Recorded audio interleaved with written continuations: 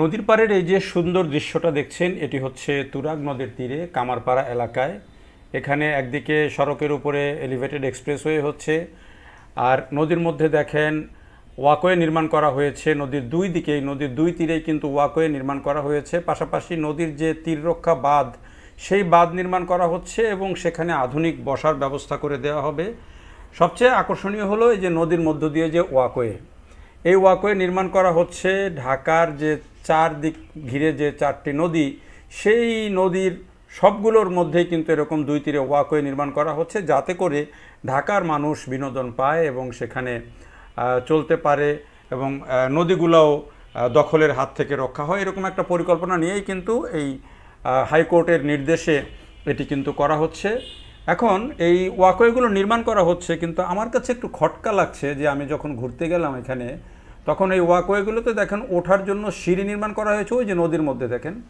তার মানে কি, বর্ষাকালে আপনি ওয়াকওয়েতে উঠতে আপনি নর্মালি গিয়ে আপনি উঠতে পারবেন না। যখন আমার ইচ্ছে করলো, এখানে যখন আমি গেলাম, তখন আমার একটু ইচ্ছে হলো যে কিছুক্ষণ ওই ওয়াকওয়েতে গিয়ে হেঁটে আসি।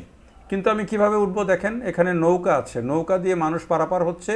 আবার ওই ওয়াকওয়েতে উঠতে গেলেও কিন্তু দেখেন এখন আমাকে নৌকা ব্যবহার করতে হবে। তো এই ওয়াকওয়ে যদিও এখনও নির্মাণ কমপ্লিট হয় নাই, কিন্তু ওয়াকওয়ের সিঁড়িগুলো আপনি দেখেন, যে সিঁড়ি দিয়ে আপনি ওয়াকওয়েতে উঠবেন সেটি অনেকখানি ভিতরে গিয়ে করা হয়েছে। তাহলে বর্ষাকালে আপনি ওয়াকওয়েতে যে এই যে সিঁড়িগুলোতে গিয়ে উঠবেন কোন দিক দিয়ে, এইটা একটা বড় প্রশ্ন। এইটা আমার কাছে মনে হচ্ছে যে একটা পরিকল্পনায় বড় ধরনের ঘাটতি আছে।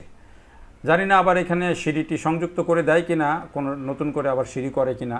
কিন্তু আপাতত যে সিঁড়ি দেখছি, সেই সিঁড়ি দিয়ে কিন্তু ওঠা যাচ্ছে না। এই যে এরা হয়তো নৌকা দিয়ে গিয়ে উপরে উঠেছে, হাঁটছে। ওয়াকওয়েগুলোতে আপনি যদি এমনি বিকালবেলা একটু উঠে হাঁটেন, অসাধারণ লাগে। আর এখন বর্ষাকাল, নদী টইটুম্বুর, এখন কিন্তু ওয়াকওয়েতে হাঁটতে আরও মজা লাগে। যারা হাঁটেন বিকেলবেলা, আমি ওই বসিলার দিকে দেখলাম যে শত শত মানুষ বিকেলবেলা এই ওয়াকওয়েতে হাঁটে। তুরাগের তীরে এখনও পর্যন্ত এভাবে শুরু হয়নি, যেহেতু কমপ্লিট হয়নি।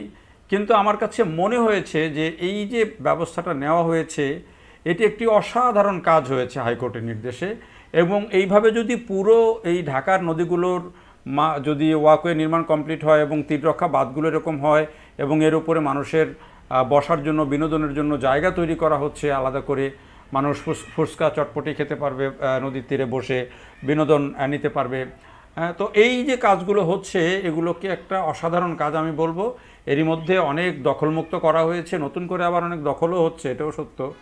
কিন্তু কাজটা যেই সরকারই থাকুক, এই কাজটা খুবই নিবিড়ভাবে পর্যবেক্ষণ করে দ্রুততার সাথে করা উচিত। যেই সরকার যখনই ক্ষমতায় থাকুক, এটি ঢাকা শহরের জন্য অত্যন্ত জরুরি।